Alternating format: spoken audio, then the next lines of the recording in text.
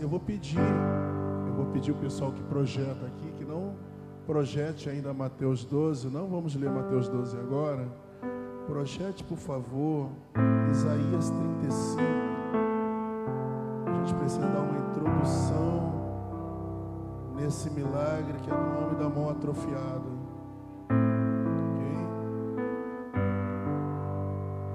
Ok? 35, do 1 ao 7. Fala sobre o reino de Deus. Quando o reino de Deus acontecer, vier visivelmente, como que ele será? O deserto e a terra ressecada, o sertão, tá, pastor? Se regozijarão. O ermo se alegrará e florescerá como a tulipa. E romperá em flores, mostrará grande regozijo e cantará de alegria. Fortaleçam as mãos cansadas, firmem os pés e os joelhos vacilantes. Digam aos desanimados de coração, sejam fortes, não temam. Seu Deus virá com vingança, com divina retribuição para salvá-los. Então se abrirão os olhos dos cegos, se destamparão os ouvidos dos surdos, os coxos saltarão como cervos, a língua do mudo cantará de alegria, águas irromperão no ermos e riachos no deserto. A areia abrasadora se tornará como um lago, terra seca, fontes borbulhantes. E nos antros onde havia chacais, crescerá relva, junco e papiro. Queridos, aqui Isaías, que foi o maior profeta messiânico, está dizendo como é que vai ser o reino de Deus. Quando o Messias vier, vai ser assim. E os rabinos ensinavam o seguinte: olha, quando o ouvido do surdo for aberto, quando o olho do cego for também aberto, quando o leproso for purificado, quando os mortos ressuscitarem, é porque o reino de Deus chegou. E isso nos ensina que tudo que Jesus fazia, todos os milagres, eram baseados nesse versículo, nesse capítulo, Isaías 35. Tanto que quando Jesus limpa o leproso, fala assim, ó, vai lá na lei, vai lá e dá sua oferta ao sacerdote, como diz a lei, porque era um sinal messiânico. A cura de um leproso, ressuscitação de mortos, cura de enfermos. Jesus não fazia nada em seu ministério por exibicionismo.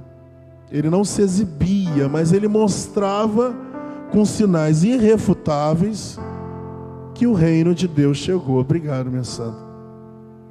Que o reino de Deus chegou, e ele era o rei, ele era o Messias, com provas assim irrefutáveis, atrás dos sinais e credenciais messiânicas que ele trazia. Só que o povo judeu, como estava sob o domínio de Roma, eles baseavam muito no capítulo 4, que dizia o seguinte, versículo 4, olha, o seu Deus virá para salvar vocês.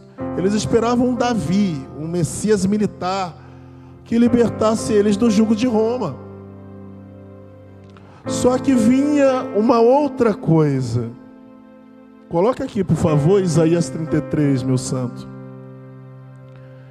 Tá, vocês querem que eu venha para libertar vocês? Eu vou vir. Eu vou chegar aí no templo de vocês. Só que tem o seguinte, o versículo 30, capítulo 33, versículo 14. Em Sião, os pecadores estão aterrorizados. O tremor se apodera dos ímpios. Olha a pergunta que eles fazem. Deus chegou aí, o Messias chegou. Mas quem de nós pode conviver com o fogo consumidor? Quem de nós pode conviver com a chama eterna? Vocês querem que Deus venha? Vocês querem que o reino de Deus chegue? Tá, quando ele chegar, qual de vocês vai entrar? Qual de vocês está qualificado para entrar no reino de Deus? Você quer que venha destruindo? Eu vou vir. Só que o negócio é o seguinte, se o reino de Deus começar visivelmente agora, vocês irão entrar? Essa era a pergunta de Isaías sobre o Messias. E aí ele falava, por quê? Aí vai falando, ó, quem pode entrar, quem está qualificado a entrar? Aquele, versículo 15, que anda em justiça, fala o que é reto, recusa o lucro injusto, cuja mão não aceita o suborno, a corrupção, que tapa os ouvidos para não ouvir falar de tramas nem assassinatos, que fecha os olhos para não contemplar o mal, o que é errado. Este homem habitará nas alturas, a sua torre segura será a fortaleza das rochas, terá suprimento de pão, a água não faltará a ele, e os seus olhos verão o rei no seu esplendor, e vislumbrarão a terra em toda a sua extensão. Ou seja, quem pratica a justiça, a retidão, o direito é íntegro, este poderá estar na Nova Jerusalém, quando o Messias chegar, no novo Israel, no reino de Deus. Agora, quem? Coloca aqui em Malaquias, é a mesma pergunta que faz Malaquias 3, para a gente terminar essa introdução do que por que Jesus fazia o que ele fazia. Malaquias 3, por favor. Vejam, eu enviarei o meu mensageiro, que preparará o caminho diante de mim. Esse foi João Batista. Então, de repente, virá o Senhor que vocês buscam para o seu templo. Vocês não buscam ele no templo? O Senhor vai chegar lá no templo. A gente comemorou agora Páscoa, ali uma semana da Páscoa, aquele domingo da entrada pentecostal, que outros irmãos chamam de domingo de Ramos. Olha, eu vou ir no templo de vocês. E quando Jesus foi no templo, antes ele passou na figueira e viu que a figueira não dava fruto. Ele falou, essa figueira é Israel. Eu estou indo lá no templo porque eles não dão fruto, é só roubo, suborno. As ofertas que eles trazem lá no antigo Israel eram justamente essas, de roubo, de suborno, de opressão, e ainda vendiam cordeiros da Páscoa com lucro, lucravam com o pecado dos outros. E aí eles falavam, olha, vocês querem o mensageiro da aliança, vocês querem o Messias? Versículo 2, mas quem suportará o dia da sua vinda? Quem ficará de pé quando ele aparecer? Porque ele será como fogo de ourives e como sabão de lavadeiro. Ele se sentará como refinador, purificador de prata, purificará os levitas, os refinará como ouro e prata. Assim trarão ao Senhor ofertas de justiça. Então as ofertas de Judá e de Jerusalém serão agradáveis ao Senhor, porque antes não agradavam. Por que as ofertas não agradavam? Como nos dias passados e antigos. Eu virei a vocês trazendo juízo sem demora. Vou testemunhar contra os feiticeiros, contra os adultos, contra os que julgam falsamente e contra aqueles que exploram os trabalhadores em seus salários, que oprimem os órfãos e as viúvas e privam os estrangeiros dos seus direitos e não têm respeito por mim, diz o Senhor dos Exércitos. Você quer o reino de Deus? Os judeus esperavam que venha o Messias, que venha o ungido e que ele derrote os nossos inimigos. Tá, eu vou chegar, eu vou vir, mas quem vai ficar de pé diante de mim?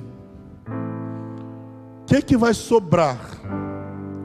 Então, o que o Senhor faz quando chega? Por que Deus, o judeu fala, ó, o judeu até hoje pergunta, se Jesus era o Messias, por que o mundo não terminou? O mundo era para ter acabado, ele está certo. Mas por que não terminou? Por que o mundo ainda continua? Né? É por causa disso aqui. Olha, se eu vier, não vai sobrar ninguém. Eu posso instalar o reino agora. Mas até vocês que me aguardam não estão prontos para ele. Por quê? Porque vocês são transgressores, são pecadores, são iníquos. Então vocês também não estão prontos para entrar no reino. Sabe de uma coisa? Para vocês entrarem no reino, todos vocês estão condenados a ficar fora do reino para sempre. Para entrar no reino, eu vou fazer um negócio com vocês. Eu vou dar a vida por vocês. Eu vou abrir a porta do meu reino através do meu sangue. Eu vou cobrir as transgressões de vocês, os pecados de vocês. Por quê? Se eu inaugurar o reino agora, ninguém entra. Então faz o seguinte: eu vou morrer pelos pecados de vocês. Aí sim vocês terão acesso ao reino. Mas assim, de boa, vocês querem que eu destrua os inimigos de vocês? Se nem vocês podem entrar, então eu vou usar de misericórdia e graça com vocês. Mas se eu posso usar de misericórdia com vocês, por que eu não posso usar de misericórdia até com os inimigos de vocês? Então eu vou abrir minha Jerusalém para todos. Minha nova Jerusalém, a Jerusalém do reino de Deus, está aberta não só para você. Eu cheguei, é a minha chegada, se arrependa. Eu estou mandando meu mensageiro, arrependam-se. Ele chegou, o reino de Deus está aqui. Não, mas se o reino de Deus está aqui, por que ele não destrói César? Porque se for destruir César, vai ter que destruir você também. E o reino de Deus está aqui com poder, operante. Mas cadê o poder do reino de Deus? É o poder que César não tem. César, Herodes, Pilatos nunca teria esse poder, porque o poder que você quer é o poder político, o poder econômico. E o poder que eu trago, o poder do Messias que eu trago, é o poder de abrir os olhos dos cegos, de destampar o ouvido dos surdos, de curar os aleijados, o poder de limpar os leprosos e de ressuscitar os mortos. É esse o poder do reino de Deus hoje. É esse o poder que eu, o Messias, estou trazendo para vocês. Então, queridos, nesse sentido, Israel não entendeu. Não entenderam nada. Até hoje não entenderam. Qual era a proposta do Messias? Querido, se eu vier implantar o reino, os primeiros a ficar de fora são vocês. Então, como nem vocês são dignos, eu vou abrir inclusive para os gentios. Todos, de toda a tribo e nação, como eu prometi a Abraão, vão entrar no reino, sentar na mesa, lado a lado, porque todos estão encerrados debaixo do pecado, e agora todos vão receber da mesma graça, aqueles que quiserem. Estão todos juntos aqui, irmãos? Estão todos compreendendo? Isso é o pano de fundo daquilo que Jesus fez. Os seus sinais messiânicos não eram exibicionismo, não era porque, não, era para cumprir um propósito. Todavia, quando Jesus começou o seu ministério, e aí é uma coisa, a gente foi ali no Vida em Vida, lá foi uma bênção, lá no Rio, e aí eu estava refletindo, pastor Eldo, essa palavra, tinha duas que estavam pulando no meu coração, 2 milagres estavam pulando, mas aí depois a direção que veio era essa palavra, porque a gente precisa falar não só da cura, mas também do ministério. A gente aprenda no Life on Life que o ministério de Jesus se baseava em pregação, ensino e cura, colocando libertação como cura espiritual, né? Mas se alguém pretende exercer o ministério, tipo assim, Senhor, eu espero que o meu ministério seja totalmente longe, passe muito longe de qualquer controvérsia, de qualquer polêmica, de qualquer coisa crítica invejosa, acusação injusta, perseguição e assédio moral, chantagem emocional, discussões polêmicas sobre questões relevantes, controvérsias infindáveis, trabalhos políticos, ameaças de morte. Se alguém quer viver um ministério que não passe por isso, queridos, então não olhou direito o ministério de Jesus. Porque como a gente vai ver aqui, que você já abriu em Mateus 12, como você já viu aqui, Jesus está passando por uma série de situações polêmicas, conflitantes, para exercer o seu ministério de salvar e curar. Jesus estava passando por certo. E Marcos disse que aqui nesse contexto de Mateus 12, Jesus passou por 4 situações. Uma situação polêmica que Jesus... contínuas. Uma situação polêmica que Jesus passou foi ter curado um homem perdoando os pecados dele. Aí já teve problema para Jesus. Se não bastasse, depois de Jesus ter curado um homem perdoando os pecados dele, se não bastasse, Jesus chamou um publicano, traidor de Israel, porque trabalhava para o governo invasor, um publicano para ser apóstolo, que era Mateus, cujo nome era Levi. Aí outra polêmica.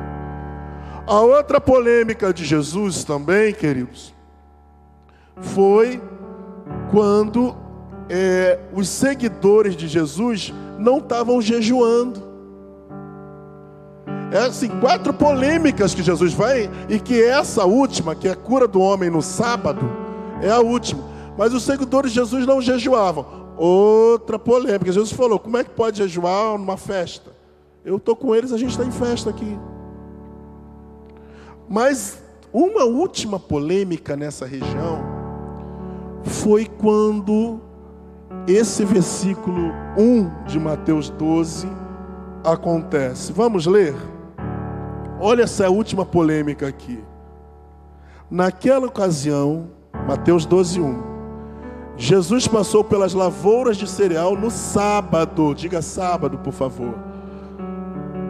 É importante. Seus discípulos estavam com fome e começaram a colher espigas para comê-las. Os fariseus, vendo aquilo, lhe disseram: olha, teus discípulos estão fazendo o que não é permitido fazer no sábado. Ele respondeu: vocês não leram? Cara, vocês são teólogos. Vocês não leram o quê? O que Davi fez quando eles e seus companheiros estavam com fome? Ele entrou na casa de Deus e, juntamente com seus companheiros, comeu os pães da presença, que não lhes era permitido fazer, mas apenas aos sacerdotes. Outra coisa que vocês não leram, vocês estão aí lendo a Bíblia todo dia e não leram o mínimo. Vocês não leram que na lei, no sábado, os sacerdotes profanam esse dia, contudo ficam sem culpa, porque tem coisa prática para fazer? Eu lhes digo que estar aqui aquele que é maior do que o templo. Se vocês soubessem o que significam essas palavras: desejo misericórdia e não sacrifícios, não teriam condenado os inocentes, pois o Filho do Homem é Senhor do sábado. Vamos parar por aqui por enquanto.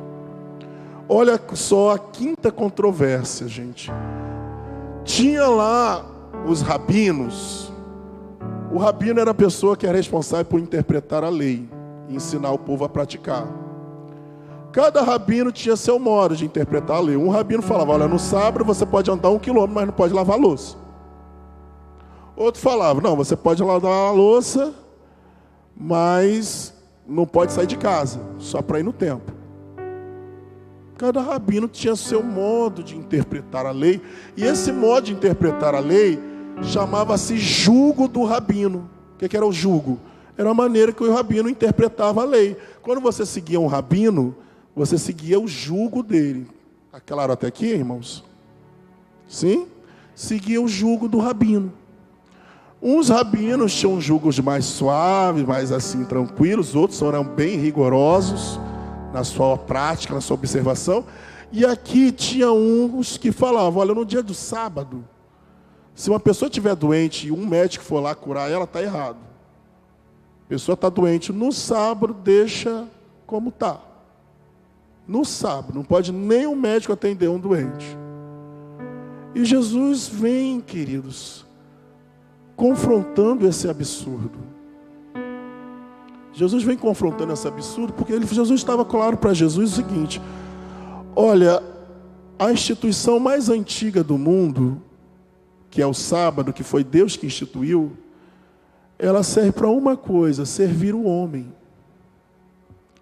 Não é a instituição Não é o homem que deve servir a instituição, mas a instituição está aí para servir o homem. A lei, o sábado, está aí para servir as pessoas, para trazer vida às pessoas.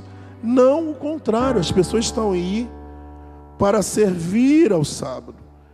E Jesus não ficou satisfeito, versículo 8. Lucas diz que no sábado seguinte, aqui no versículo 9, diz que Jesus, saindo daquele lugar, se dirigiu à sinagoga deles. Mas Lucas diz que no sábado seguinte, Jesus foi na sinagoga desse povo. Chegando lá na sinagoga, olha o que aconteceu. Estava ali um homem com a mão atrofiada, versículo 10. E eles procuravam um motivo para lhe acusar Jesus. E perguntaram, na cabeça dele, isso que é interessante nos sinóticos, porque Jesus sabia o que eles estavam pensando. Eles não perguntaram. Lucas aqui, Mateus disse que eles perguntaram a Jesus. Mas Lucas diz, não, foi Jesus que perguntou a eles, porque sabia o que eles estavam pensando. A pergunta era, é permitido curar no sábado? Né? Jesus perguntou isso para eles, é permitido curar no sábado? E ele lhes respondeu, qual de vocês, se tiver uma ovelha e ela cair no sábado, não irá pegá-la e tirá-la de lá? Quanto mais vale um homem do que uma ovelha? Portanto, é permitido fazer o bem no sábado. Então Jesus está resolvendo a quinta controvérsia, a quinta discussão infindável. Não, o sábado é para ficar imóvel, o sábado não é para fazer nada. Não, o sábado existe só para um antigo, é para fazer o bem. A santidade não é muito aquilo que eu não posso fazer. A santidade é muito mais aquilo que eu devo fazer. Não é tanto o mal que eu evito, mas é o bem que me proponho fazer. Estão entendendo, queridos? A santidade está muito mais próximo do, não, eu evito, eu não faço isso, não faço aquilo, eu sou santo. Não, a santidade está muito mais, por eu ser bondoso, por eu ser generoso, por eu ser solidário. É isso que faz uma pessoa ser chamada de santa. Mas vamos lá, parar por aqui por enquanto. Jesus resolve essas controvérsias expondo o coração pecaminoso e egoísta deles, porque se o interesse era econômico, se você tem um animal e uma ovelha é um bem econômico, e ela cai no buraco, você vai resgatar. E vocês são líderes de Israel, são pastores do povo de Israel. As ovelhas de Deus estão aí no buraco, e vocês ficam imóveis, indiferentes, insensíveis, porque no sábado, pela interpretação de vocês, não se deve fazer nada, porque não é interesse de vocês. Então Jesus, confrontando eles, começa a confrontar eles com uma pergunta. Versículo 10, é permitido fazer o bem no sábado? Porque esse é o ponto, sabe? No sábado é necessário, o sábado só existe, o descanso só existe, o culto a Deus só existe se eu faço o bem. Não é quando eu não faço nada, não é quando eu sou omisso, não é quando eu sou indiferente. Inclusive a parábola do bom samaritano, o cara derramou lá, o bom samaritano derramou vinho e azeite sobre as feridas, que eram os mesmos instrumentos que se usava no culto. Então o culto dele ali naquele momento foi servir o único templo que de fato existe, que é a vida humana. Então naquele momento, Jesus estava quebrando para sempre um argumento religioso. Olha, eu estou indo no templo de vocês, estou indo na sinagoga de vocês, veja o que vocês ensinam para o povo, para as ovelhas perdidas de Israel. Todavia eu vejo que vocês não entendem um básico. Vocês querem juízo. Vocês acham que a arca sumiu e que porque Jeremias sumiu lá com a arca, né, na invasão lá, não disse para onde estava, e que o povo vai ser santo só se cumprir todos os mandamentozinhos. Mas vocês não entenderam o básico, que o maior dos mandamentos, o maior da lei, é a misericórdia, a justiça e a fé. É esse que é o sentido todo. E tem aqui uma coisa prática. Aqui no templo de vocês, tem alguém que está aleijado. Tem alguém aleijado. E é esse o contexto, o pano de fundo de toda essa cura que vamos entrar. As pessoas que estavam ali eram totalmente indiferentes com um ser humano que estava necessitado e que dizem, inclusive, que foi plantado ali. Tinha um homem que tinha uma mão mirrada, atrofiada. Inclusive, que essa semana eu fui lá na Drogazil, hoje tem essa questão da inclusão. Tinha uma menina que tinha as duas mãos assim, era caixa.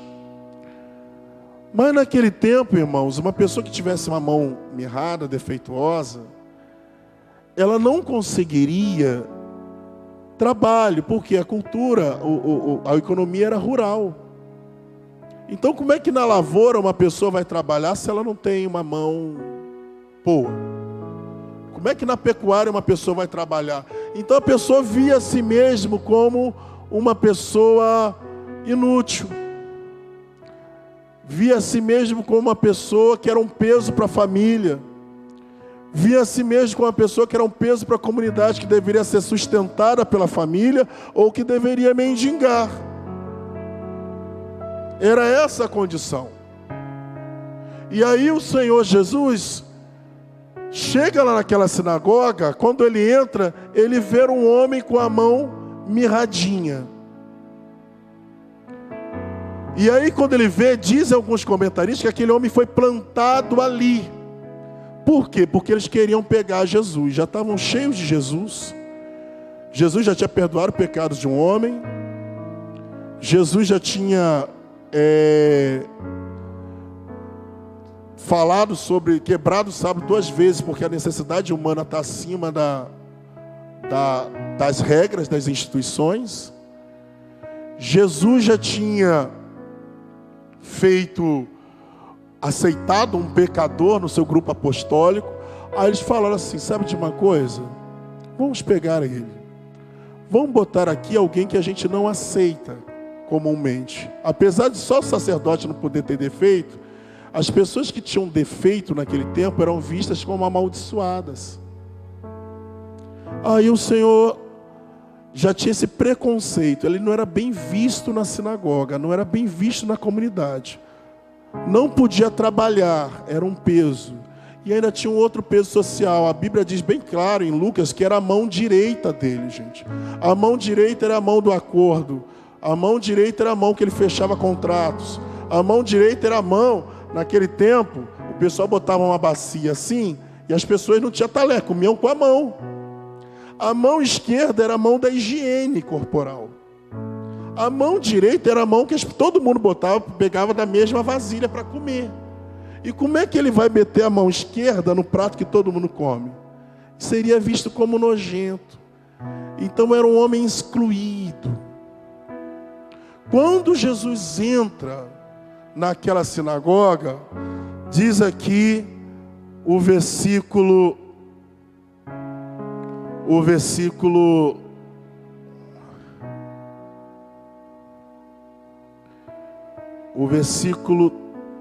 14.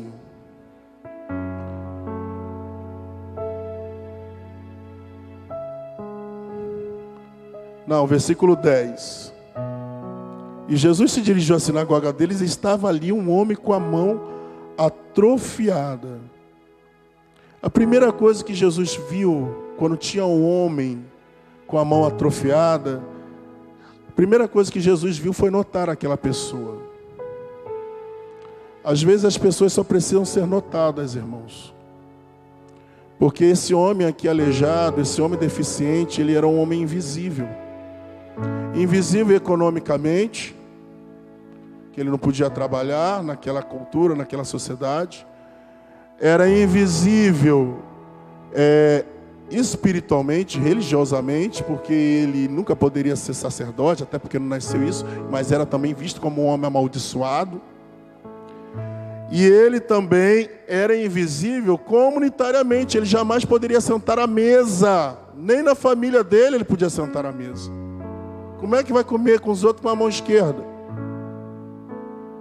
Então ele era um homem invisível, e quando Jesus entra ali, antigamente na sinagoga tinha um púlpitozinho assim, uma plataforma, eles botavam o rolo aqui, e chegavam ali na plataforma, e ficava no meio, não ficava aqui na frente não, ficava no meio. E o cara estava lá pelos cantos. Se ele foi plantado ali, ou se ele viu, né, ele viu uma chance de ouvir Jesus, porque ele não pediu Jesus para fazer o milagre, ele só foi. Estava lá pelos cantos, com certeza com a mão no bolso, aquilo que o envergonhava, aquilo que o humilhava. E Jesus o notou. Quando Jesus o nota, o que Jesus faz? Versículo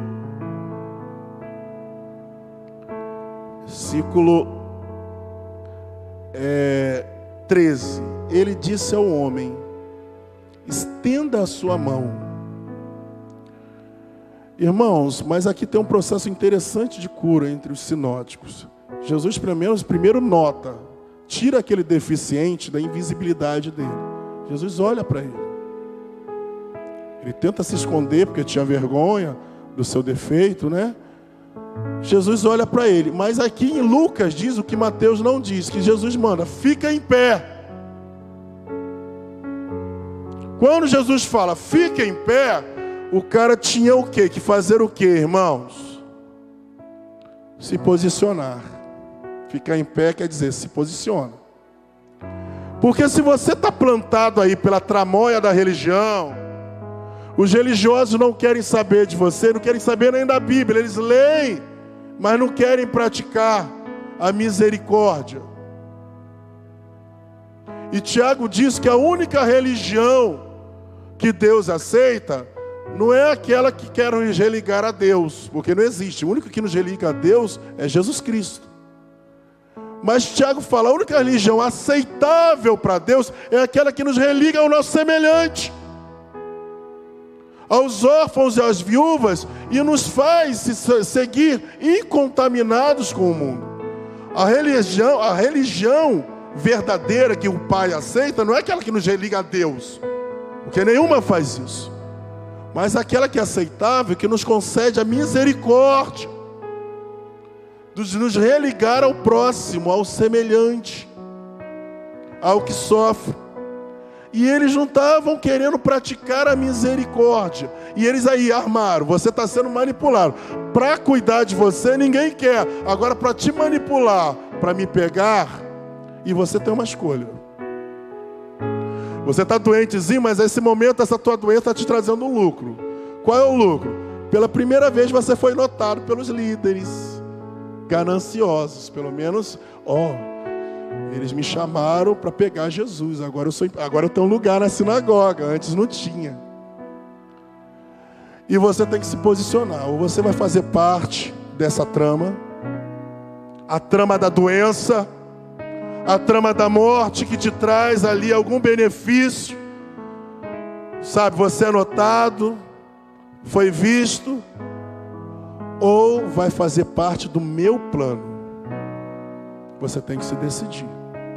Jesus falou: fica em pé. Querido, ele teve que se posicionar. Para ser curado, a gente precisa se posicionar. A gente não precisa se esforçar, porque isso é pela graça. Mas a gente precisa decidir. E a palavra decisão vem decisão. Cisão é um corte. Se você se decide por uma possibilidade, você corta todas as outras. Então ele se decidiu: eu vou seguir esse plano, porque todo mundo sabia o que ia acontecer. Diz a Bíblia que eles queriam acusar Jesus, sabiam que Jesus ia curar o cara. E qual é a tua decisão? Vai fazer parte do plano de Deus, do reino de Deus, ou vai fazer parte das tramóias do mundo, que a tua doença agora te põe em evidência? Então ele teve que se posicionar, teve que se decidir. Ele ficou de pé. E não somente isso. Jesus chamou ele, aqui não diz, mas Lucas 6 diz, Jesus chamou ele para o meio. Vem para o meio. Ô irmãos, o Senhor Jesus não somente viu aquele homem, não somente fez aquele homem se posicionar, mas também deu um espaço que aquele homem nunca teve naquele ambiente, que é o espaço do meio. Vem para cá, meu filho. Se posicionou, vem para cá, não fica mais pelos cantos não. Pode vir, tem lugar para você. Tem espaço para você. Até hoje você se sentiu indigno, envergonhado. Olha, eu não posso trabalhar, a lei me proíbe. Eu sou inútil, eu sou carregado, eu não sou nada. Aqui não tem lugar para mim. Todo mundo me olha meio de cara feia. Nessa religiosidade toda deles que acham que eu sou um maldito. Não. Aqui comigo não. Esse rabino não. O meu jugo é suave. Eu vim trazer leveza para você. Eu não vim trazer mais acusação, não vim trazer mais vergonha. A vergonha acabou, pode vir para o meio. Vem aqui, para perto. Ali era o altar, né? Altar é lugar alto, né? O cara levantava um monte de pedra e fazia um altar. Um lugar destacado do comum. O chão é o comum, um lugar alto. Vem para perto aqui do altar. Vem para perto da ministração. Tem um lugar para você nesse ambiente de graça. E não parou por aí, gente. Jesus o notou, tirou ele da invisibilidade, o desafiou a se posicionar, deu espaço para ele. Mas Jesus fez um último desafio. Olha, levanta a tua mão. Levanta a tua mão. Mas meu Deus, logo aquilo que eu tenho mais vergonha na vida. A vergonha é diferente da culpa, gente. Culpa é daquilo que a gente lembra que a gente fez. Está muito mais ligada ao que a gente fez, a nossa lembrança. A vergonha é muito mais aquilo que as pessoas veem. É como nós somos vistos. Adão e Eva estavam nus e sentiram vergonha um dos outros e foram lá e se cobriram.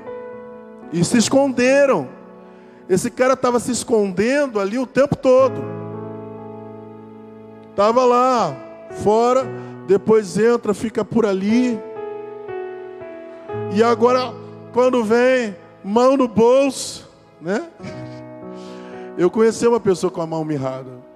Uma mão menor do que a outra. Era funcional a mão dele. Era anômala, mas era funcional. Tanto que ele trabalha nos Correios. Claro, tratamentos, coisas, né? Coisas que naquele tempo não tinha. Essa mão dele era disfuncional. Jesus falou, levanta a mão. Vem aqui no meio e levanta a mão. Meu Deus, mas eu tenho que expor.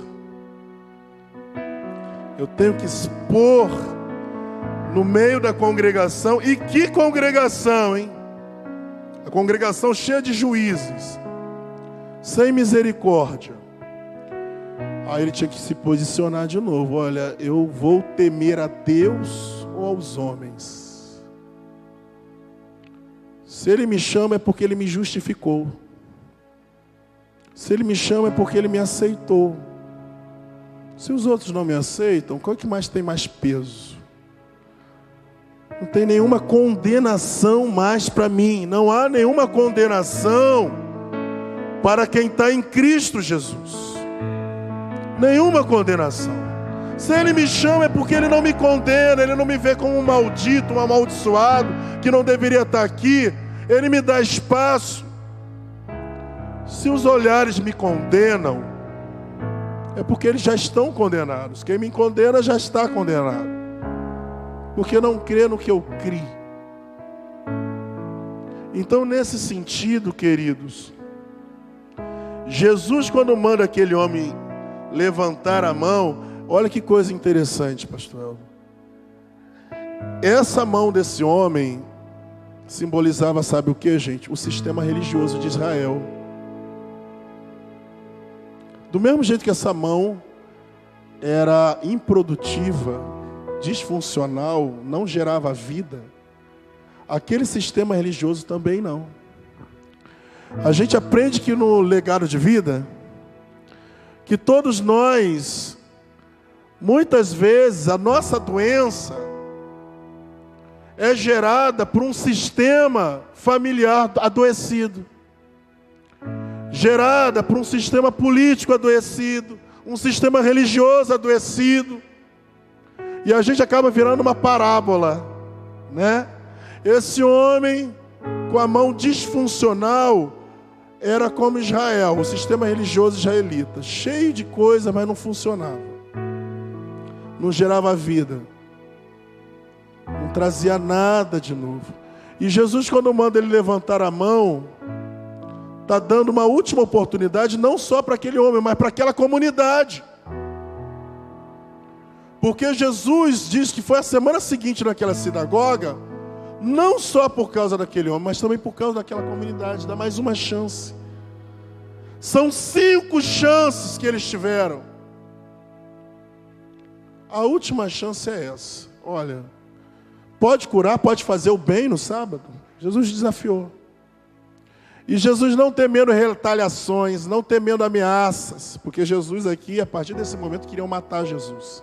Não teve jeito. O sistema não se consertou. Mas Jesus não temendo, no ministério dele de cura, no ministério dele de pregação, no ministério dele de ensino, ele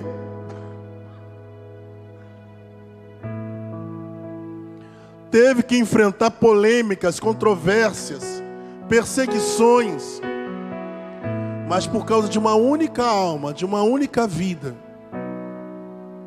ele teve a coragem de curar. Quando o homem levantou a mão ficou tão boa, a direita ficou tão boa quanto a esquerda. Por quê?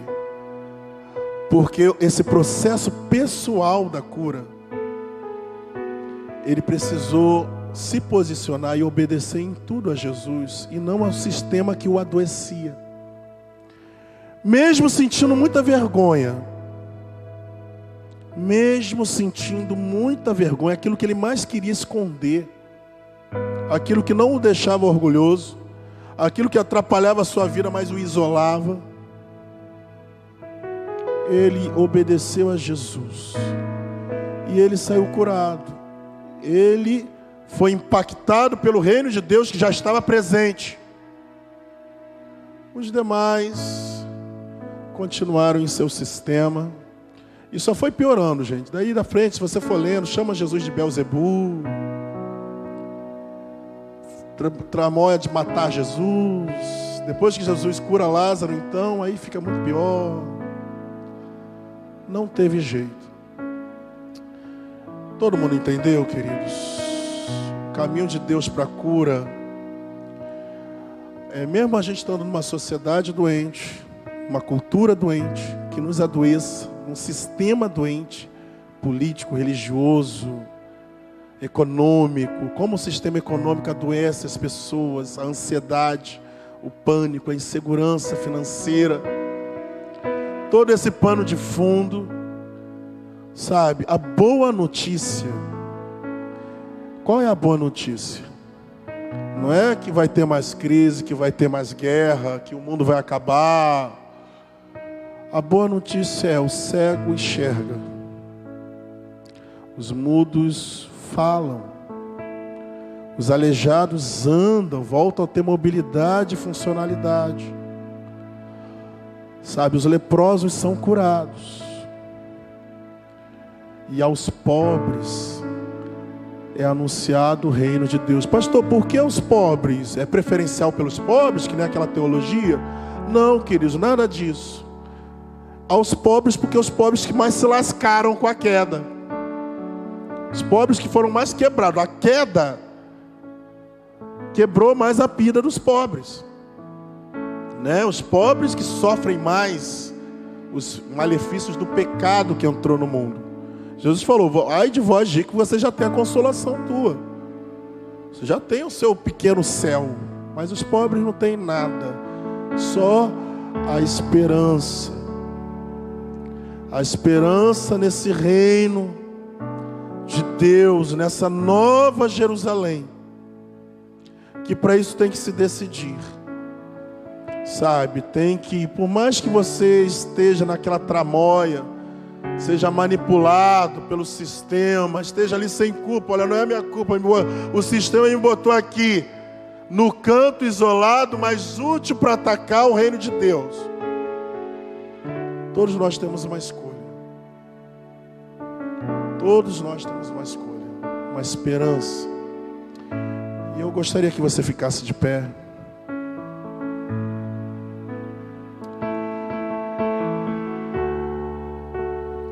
Eu vou orar, pedir, como o pastor Eldo sempre fala, ore você, né? Eu vou pedir a você para você orar aquilo que ainda é um motivo de vergonha na sua vida. Aquilo que de fato te isola, né? Então, aquilo que a maneira como te vem te machuca. Eu quero orar por você por isso, sabe? Que você vai deixar a sua vergonha aqui. Eu não vou pedir para ninguém vir à frente, a não ser que você queira. Mas eu quero que você tenha o seu encontro com Jesus, seu momento com Deus. Eu não sei se a tua vergonha familiar, a sua família, né, aquele mau testemunho, ou não pagam, ou corta a conta de luz, ou é aquele escândalo todo dia, ou se sua vergonha é financeira, não tem como pagar, ou se sua vergonha é realmente física.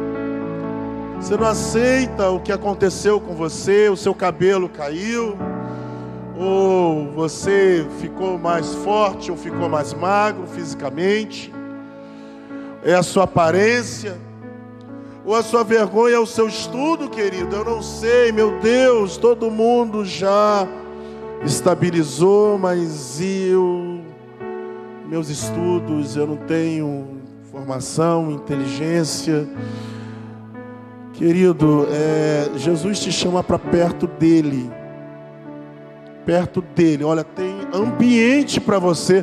E o que é mais interessante é que aquele lugar, aquela sinagoga, como lugar de casa de Deus, aquele cara não tinha ambiente ali, porque ele também se privava. Além de ser privado por um sistema, ele não tinha coragem de encarar o sistema.